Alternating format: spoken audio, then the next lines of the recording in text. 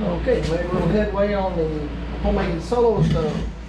So I drilled all my holes at the bottom for along here, and my breather holes at the top along the blue tape. They don't have to be exactly perfect. I use a step bit. Ooh, it's still hot. And went into like the fourth click. 1, 2, 3, 4. So you just have to have plenty of it at the top, not so much at the bottom. And make sure that you get your tape around here so that you'll have a nice straight edge when it butts up. I will cut the bottom of this tank off. Once I cut the bottom of that tank off and the top of this one off, that one will go up against the bottom and be welded in. Or you take it and set it on the top, pencil line, and cut your circle out and put that tank under there and weld it in. So what I want to do with this one is first I went along here and took my measuring tape, cut.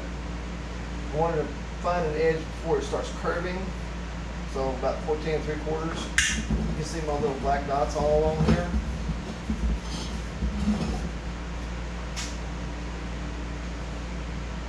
And then what I'll do with that is I'll take the tape and tape that off.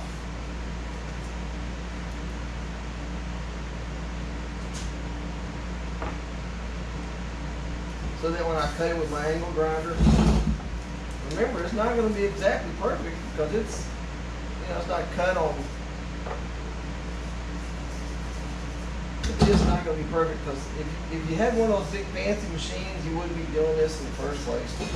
But when you clamp it in and cut it with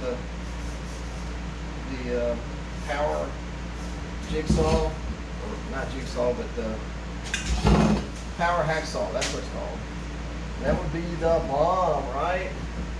But we don't have a power hacksaw.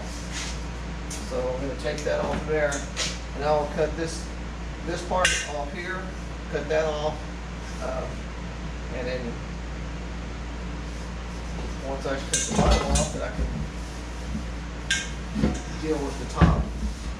So I'll take that one and invert it and set it up here, draw my line, and I'll have to tack weld it along to get it where I need it to be. But I'm not gonna have y'all hang out and watch the welding or the drilling of the holes, because everybody knows how to drill holes.